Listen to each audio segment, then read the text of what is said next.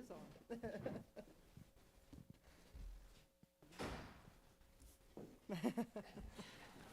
It's a countdown.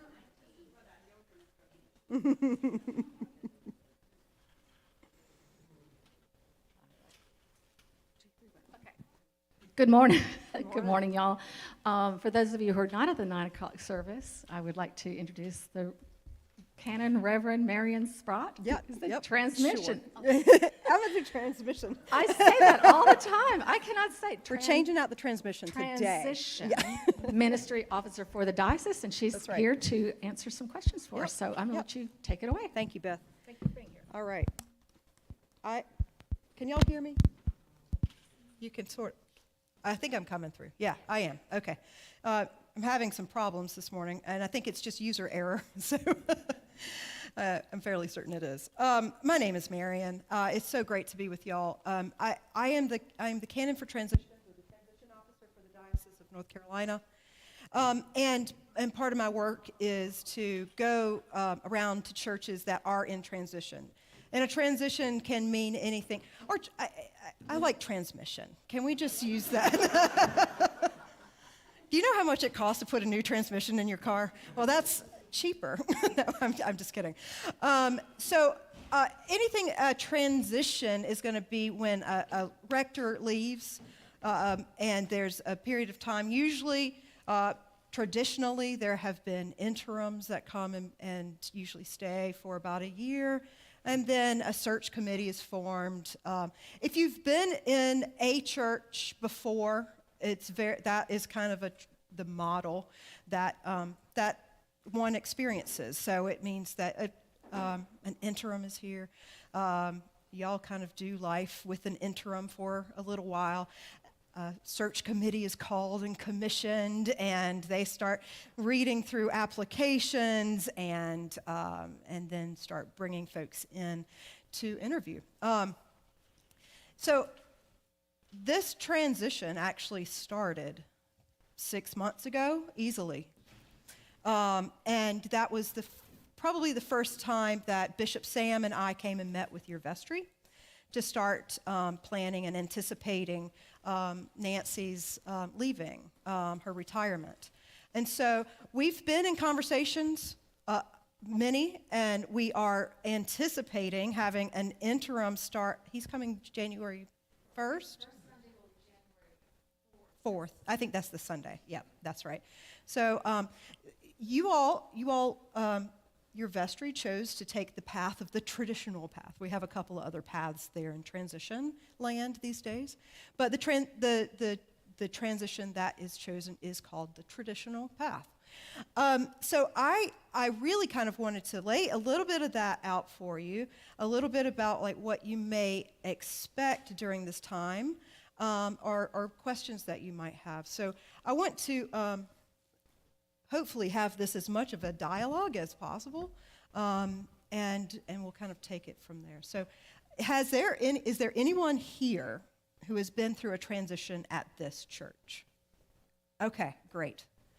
What do you all, Martin, may I ask you, what do you remember about the transition before?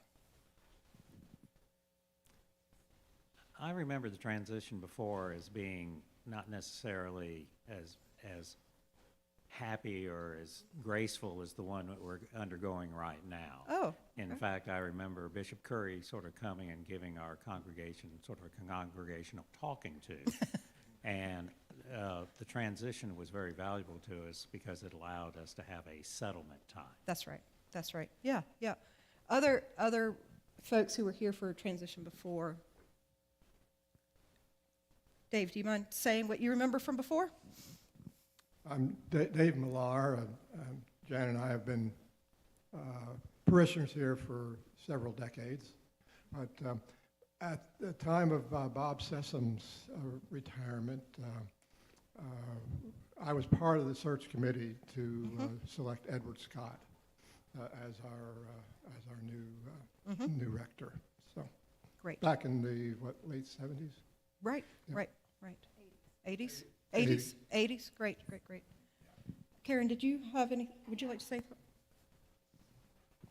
I've been through Several, well, two. One was the very traditional, Yeah. longer. Mark was on that search committee, my husband.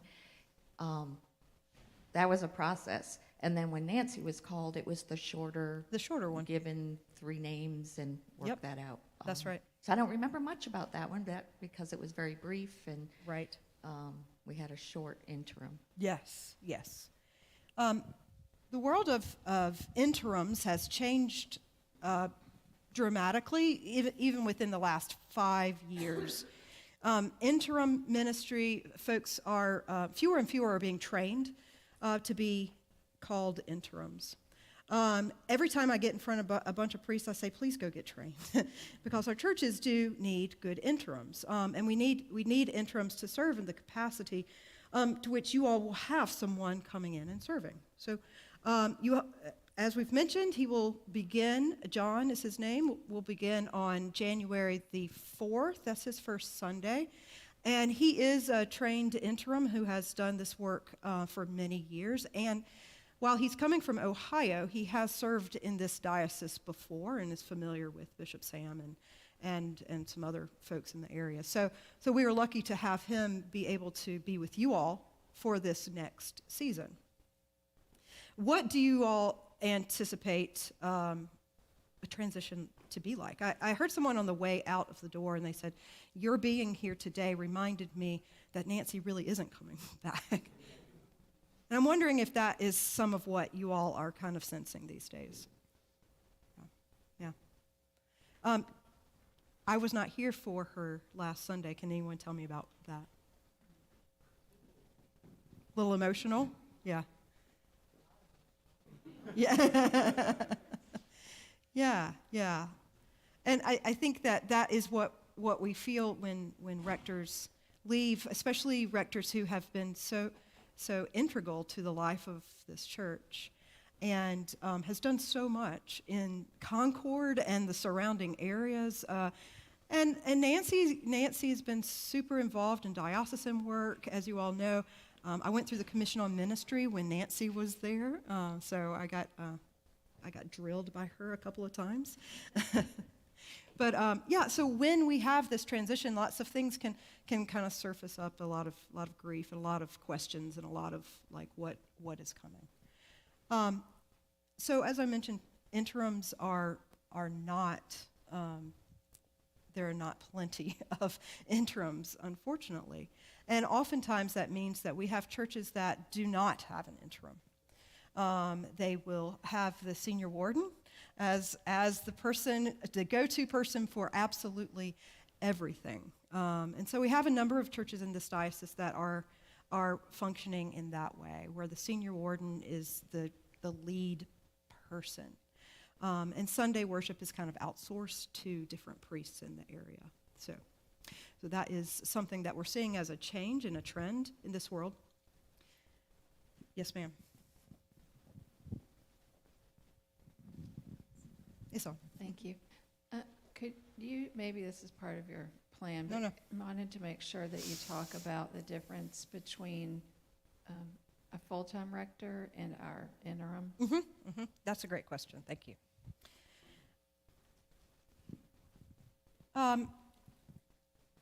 So as kind of mentioned earlier, when Nancy came, it was something we call a targeted approach. That meant that the bishop probably gave you 3 names, the vestry probably got 3 names, and the vestry interviewed and then called Nancy to be the priest, the rector. And in that process, that meant that the senior warden, who was this? Do we have the senior warden in? No. All right. Well, whoever the senior warden was gave the bishop a call and said, we would like to call Nancy Cox to be our next rector. And that meant that she served here, had the responsibilities that a rector holds. So that's pastoral, spiritual responsibility for the whole crew, to walk alongside with the vestry, to guide the vestry, to guide everyone, really. But that she had that authority that in this place. That's that. I like sometimes using the word vicar, I know that we have a rector here, but oftentimes when we talk about a vicar, a bishop sends a vicar into place, and that word vicar comes from vicarious. So that person's vicariously in for the bishop. A rector serves in a similar fashion, though the congregation called and the bishop didn't appoint. So we're having an interim rector. And the only thing that makes it different from a permanent rector is that the time is short, or that it's for a limited amount of time. So he will have all the rights and responsibilities and all of those pieces that Nancy had as the rector. He will be rector, but just a short amount of time. Yes. I understand there's a difference administratively as well, in terms of the staff and difference in Nancy's role versus an interim. Is that correct? Not necessarily, no. Okay. And I don't know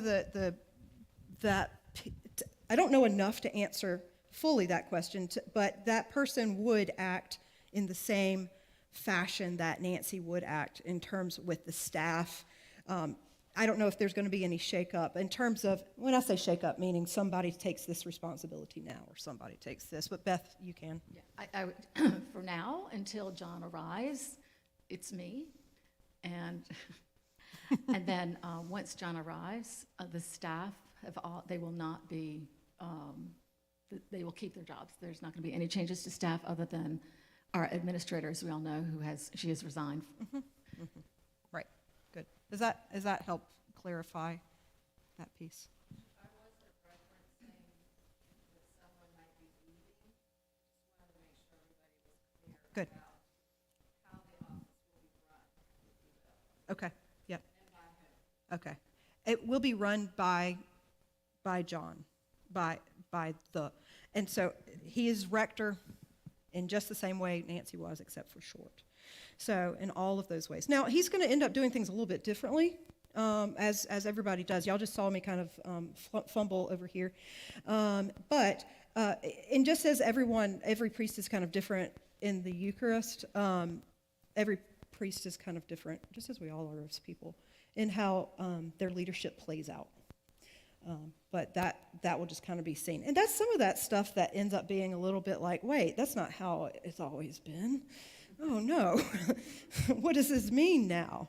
And that's actually my favorite part of interim ministry, is when suddenly, like, something changes, something so small that you didn't even know you knew deep in your bones just changes ever so slightly. It's like the Princess and the Pea, you know, that pea. You start to feel that tiny little pea. So the smallest little things can make you go, wait, that's not how it used to be. That's not how. And it's not that is bad. I don't want you to think that is bad. It is just change. It is something a little bit different. And that's where we get to see some new things, when you change a transmission in your car, you hope that it's going to work just like the last transmission, but it's a new transmission. It might give you more pep in your step than you realized, that you've gotten so used to an old transmission just dying and clunking out. I'm gonna drive this one right into the ground. Drive. So that's where you'll start seeing those changes, those pushes up against you a little bit of things that look and sound a little different. Other questions? Yes. I arrived late, so I apologize if you've already answered this No, question. but it's good to answer again. But the interim, does he have a particular length of time in his contract? Mm-hmm. Yep. So that's a great question. Did everybody hear that question? Okay. So two answers. There is a particular time, and that time is for 1 year, 12 months. And I believe that it's written in that it can extend if needed. And that's fairly standard. And we call the contracts a letter of agreement. So there are lots of churchy words, more than you'd think would be in agreement in a contract. But yes, so a lot of his work is kind of spelled out in the most basic kind of ways. As we mentioned, like, what will he be doing? Well, he will be preaching. He will be pastor to this congregation. He will be leading the staff, all of those things. But for a year with an extension, if needed. But no shorter? No shorter. Mm-hmm. Could you talk about the next steps? Once the interim gets here? Yep.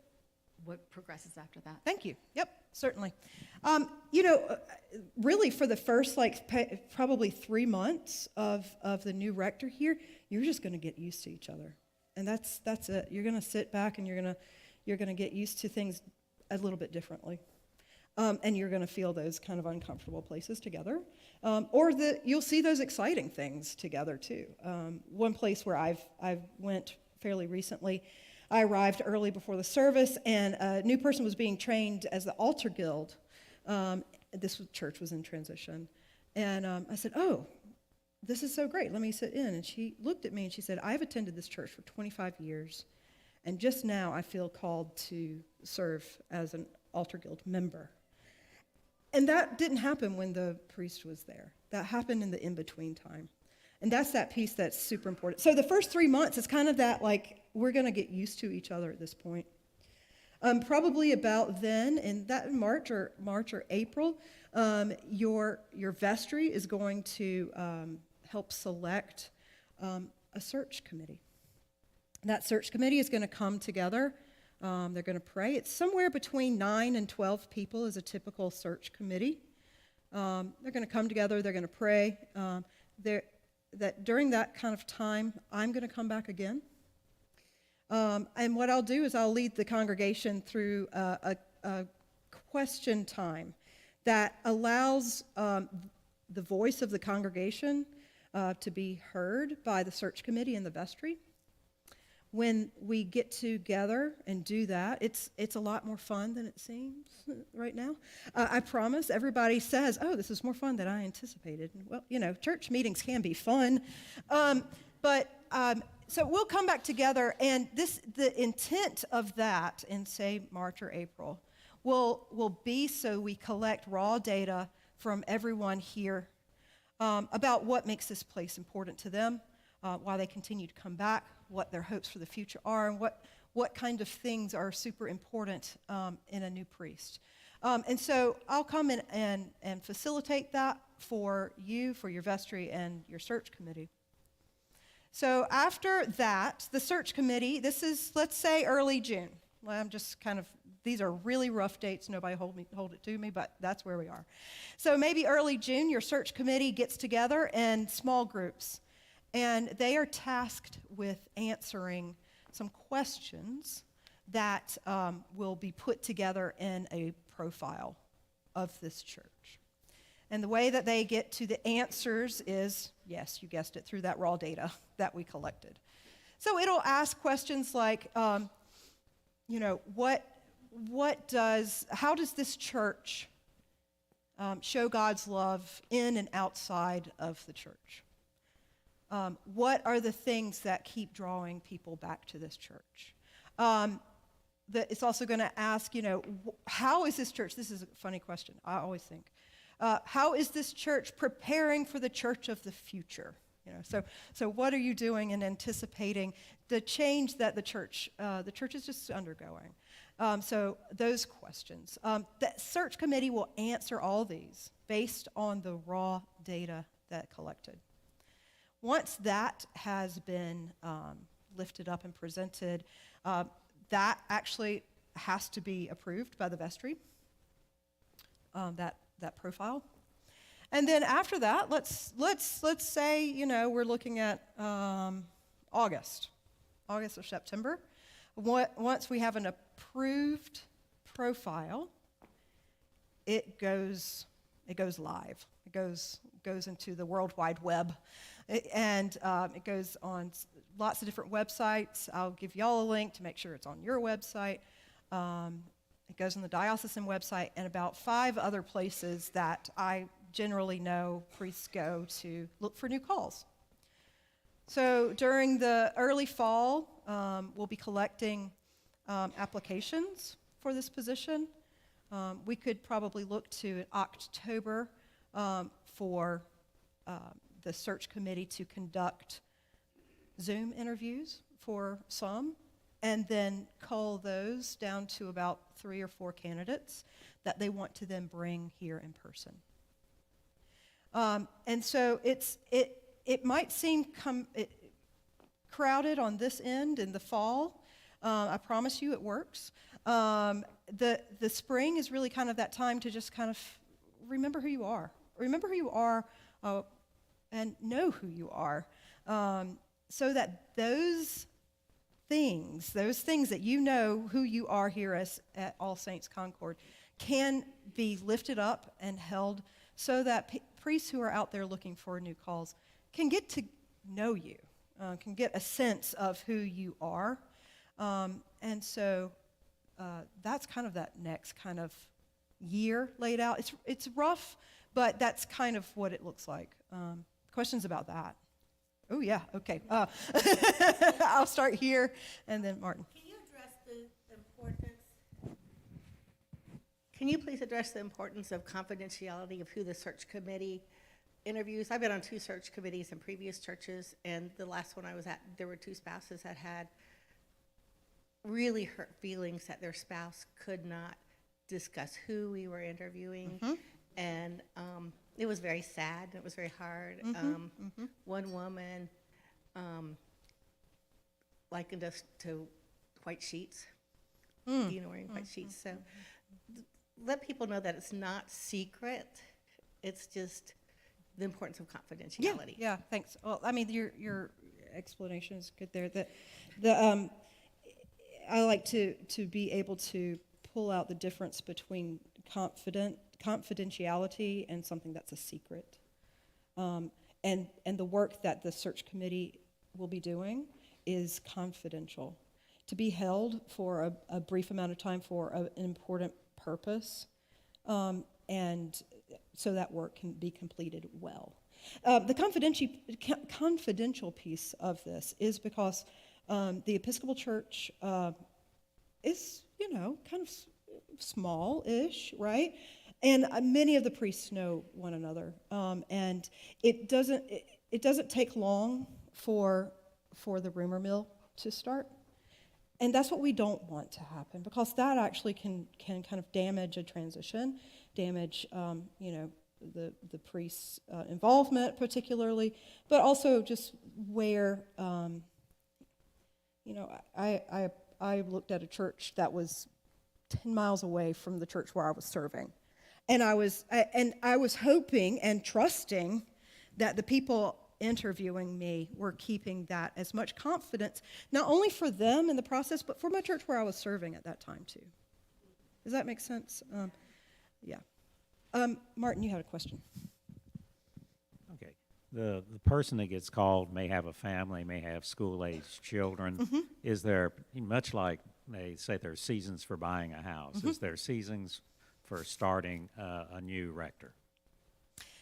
Yes and no. Yes. I will say that historically there have been two big times, the spring season and the fall season. The spring generally has been a bigger one, and the fall being a lesser one.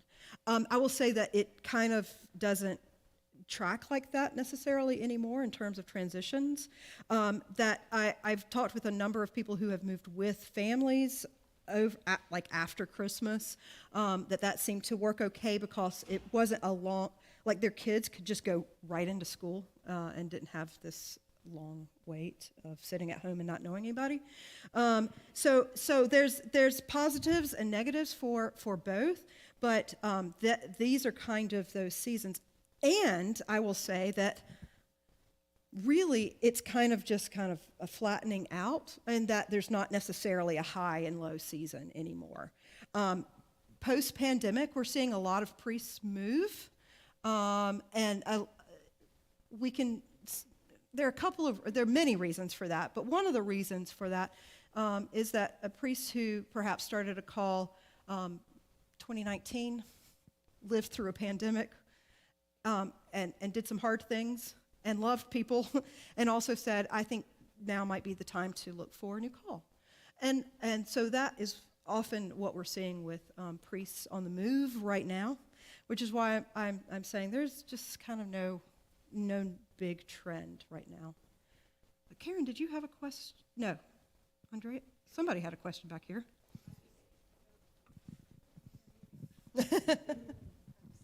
Mine really was more of a comment about when Nancy left and how she left us. And I thought it was really a call to be the church. And for all, at least for me, it was a time to consider how, in my past, in my life, how many people have helped me learn who the church is.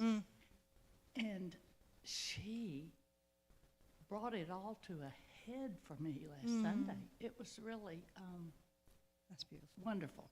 And so I'm encouraged to build on that. Good. And I'm Good. thankful to her for Yeah. helping us. Yes, yes. Here. Kind of along the same lines, not a question, but a comment, since you mentioned the vestry. I'm on the vestry. I have one more year to serve, and we are looking for vestry nominations. So if anyone is interested or you know someone who is a good candidate, I encourage you to talk with them or let it be known that you are interested. It's a very important and exciting time for our church, and I'm very grateful to be a part of it on the vestry.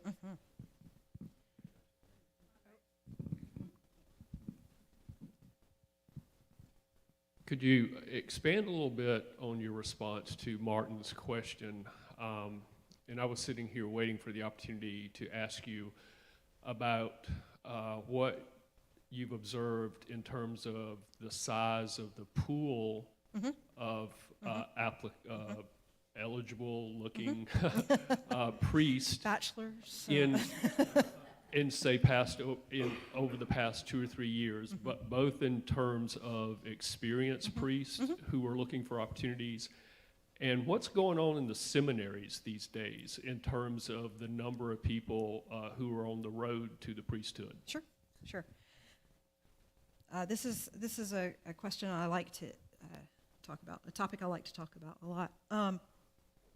So we are seeing the number. I don't have the number most recent. So parochial report happens every year. Parochial report is this great big gathering of information that the Episcopal Church undergoes every spring.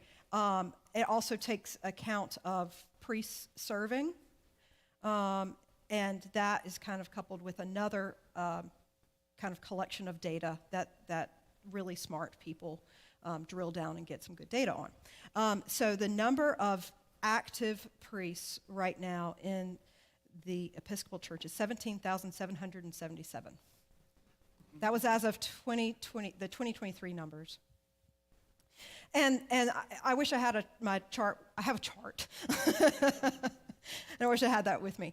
But a number of those, almost half of those, are people who have retired but are still serving the church in interim capacity, in small church capacity. Some of that is stipendiary. A lot of it is non-stipendiary. So we're cutting that number in about half as well, right? And so we have then fewer candidates than probably ever. And some of that happened, and some of what happened is that, again, pandemic happened and a number of priests retired. But we didn't have enough priests who had been ordained to kind of fill in the number of priests who then retired. So we've got more openings than we do priests in the Episcopal Church. So that means that priests are a hot commodity in a lot of ways, but that doesn't mean that priests are not still called to places and are genuinely discerning God's will for their lives and their families, and for churches that are in search. So, to further kind of try to answer this big question, which has a lot of different facets to it, the number of applicants is smaller than what we have seen in the past. Now, I've been doing this work for like a year and a half. I work with Canon Catherine Massey, who probably walked through your last transition with you. So she's got some longer institutional knowledge here. But she and I have observed that there are far fewer applicants now. That's not to say that they are not qualified, wonderful applicants, but there are fewer. There are just fewer priests than there used to be. And then your question about what's happening in seminaries and who's coming out and what does that look like. I will tell you, in the Diocese of North Carolina, we anticipate having 7 new transitional deacons in June. So 7 just from this diocese. Interestingly, only 1 of those is currently in seminary. The rest of those 6 had previous theological education.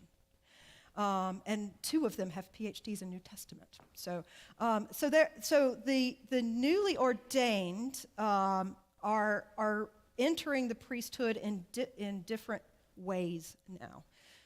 It's not necessarily the common, you go off to seminary for 3 years, you come back, you're ordained, you go and be an associate or a curate somewhere, and then you become a rector.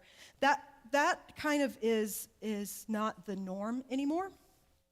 And a lot of times what we see are these folks who have previous theological education.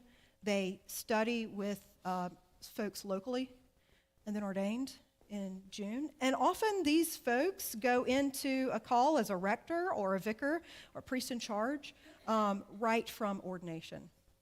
We like to look at what that person, oftentimes the work that a person does prior to being a priest, if they have had work, is really important within living that out. We had someone ordained from this diocese 2 years ago. Paul Flynn is his name. And he had spent 25 years as a lawyer, but then was a brand new priest at, 55 years old. So he's kind of started at a place where he could quickly move to be a priest in charge. He had been running his own law firm, et cetera, et cetera.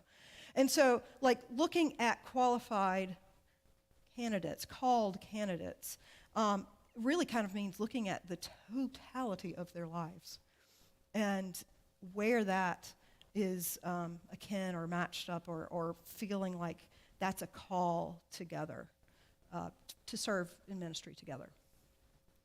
Did I get some of that? Randy?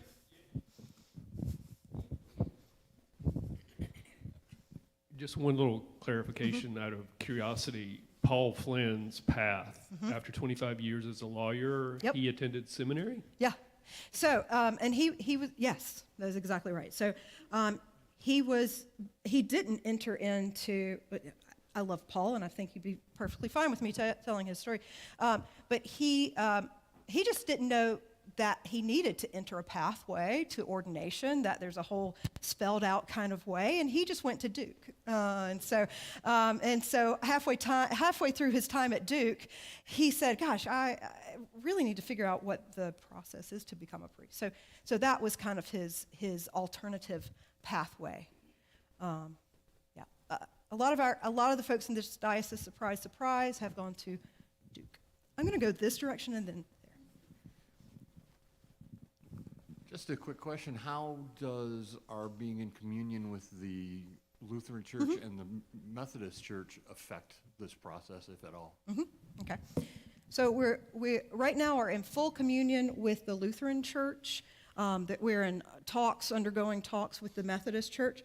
What that means in terms of a Lutheran candidate could be on the mark here for, put their name in the mix as well. We have a church right now that is about to or is calling a Lutheran pastor who has served primarily as a pastor in the Lutheran church, but yet her orders transfer, or they are just, recognized. They're not transferred. They are just recognized by the Episcopal Church. So if I wanted, I could go over to the Lutheran church and be a pastor there. No, they remain Lutheran, but are able to serve in this capacity.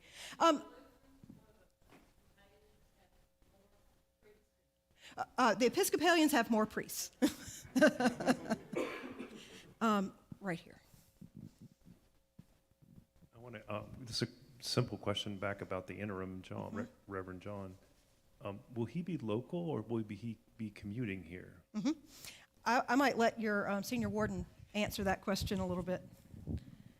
He's going to be very, very local. He's going to be living down at the apartments across the street. And and he will be traveling back and forth to Ohio from time to time, and he has a partner who will be traveling to visit him from time to time. But yeah, he's going to be super local.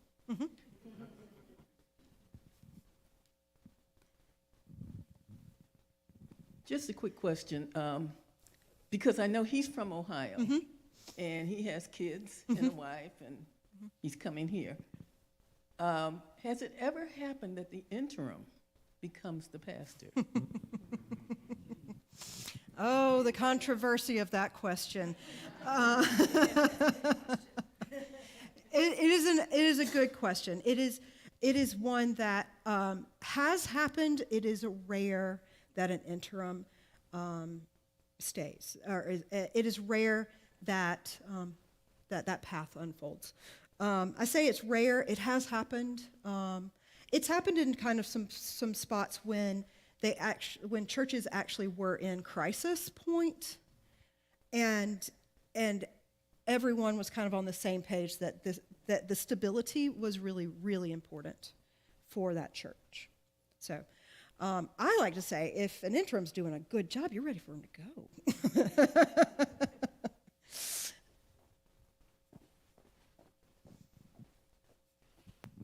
Does the diocese narrow down the field search based on proximity? I mean, if there's somebody who's feel called to move but is only down the road, do they discourage that? Oh, yeah, no. Yeah, so no, it will be wide. It's a wide open search, and definitely would be, nationally searched. In terms, so I mentioned that we talked about your last search, which was this targeted approach.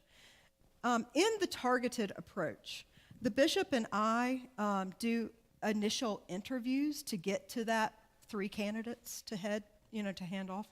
And the bishop, actually, it's really the bishop who does that. I just tell him what I think, and sometimes he says yes, and sometimes he says no.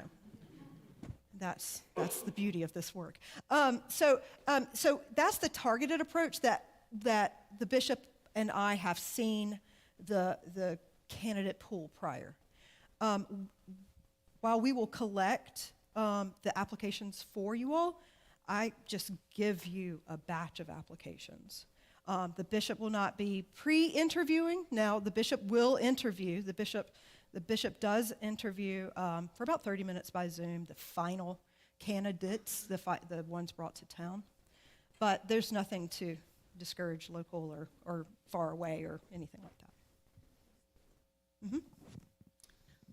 that. It would be true to say that a targeted, or the priest in charge like Nancy, is more for churches that might be in a crisis. Yep. And that is where we were. Yep.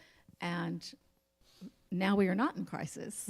We have had a wonderful rector for 15 years that we all loved, and the vestry felt that the traditional approach, which gives us a lot of space, 12 months or more, to get past Nancy. Yeah. And select somebody new was the right approach in this case, and this is why we went that way. Yep. And healthy churches like y'all's really thrive during times. Well, maybe thrive during times. It's important to take the time And many of our churches are not as healthy as you are, and to take time is actually detrimental to them. So, but because that's not where you are, your vestry, I acknowledge that your vestry saw that. And this is actually the better, more traditional path so that you all have good time to just grieve and move.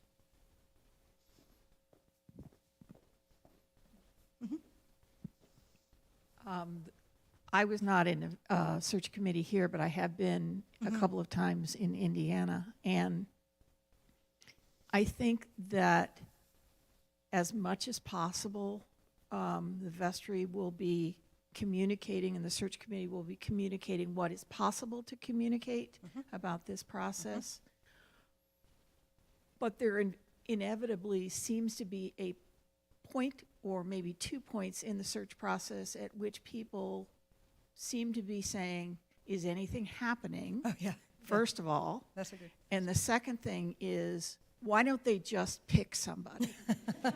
And the second one, to me, is the more dangerous because the search fatigue can be, this is good enough, and All Saints deserves better than that. Thank you. Yes, all of that. Would you like to go on traveling with me? Absolutely. There is absolutely going to be that point where it's like, what are they doing? What's happening? Why? Some of the work is quiet. You know, I like to give search committees a book to read together.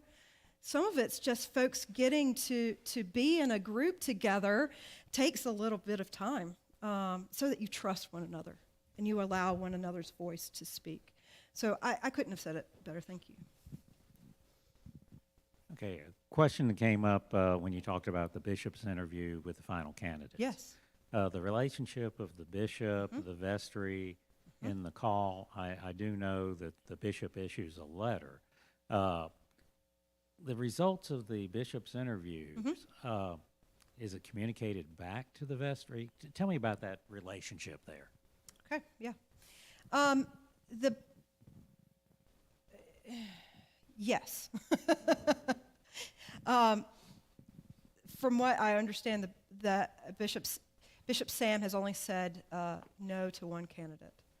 And it was because something came out in his background check. And the bishop said this can't go forward. It is times like that the bishop says no. So it is, Bishop Sam trusts the work that is done locally. But he also knows that he is the bishop of this diocese, and he wants to be in right relationship with priests in this, where he is their chief pastor. He is every priest serving in this diocese. I mean, he is the chief pastor of all of us, really. And so he wants to be, he wants to just know who that person is. It's more about that. Y'all know Bishop Sam. He is not one to say, no, you can't have this candidate. But really, the time that he did say it, it was something that anybody would have said no. Does that make sense to that? There is you mentioned kind of a letter that is issued. A lot of very bureaucratic pieces of hoops we get to jump through together. It's awfully fun. But some of it is just like the bishop is saying, yes, he approves. The bishop is going to send you a letter. Now you get to call this person to be your priest. And now you get to, and we do a big old dance at the end. And in fact, we did that dance when you all called John. So the bishop says, yes, okay, you can issue the call. Okay, we do this. Okay, we do that. So it really just kind of gets down to a nitty-gritty piece, but he wants to know. And he also, he wants to know the person that you, because he cares about you, that are saying this is our next rector. He's that kind of person who wants to be in relationship. He moves at the speed of relationship, he often says. So, I'm looking at my clock, and I was just told that they're going to cut me off on the whatever live stream is happening at this moment right now. Any final questions, something burning on your heart? Yes, ma'am. More of a, Uh-oh, did we lose it?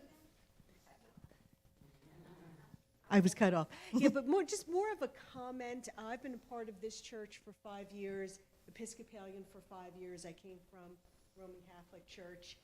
This process is fascinating.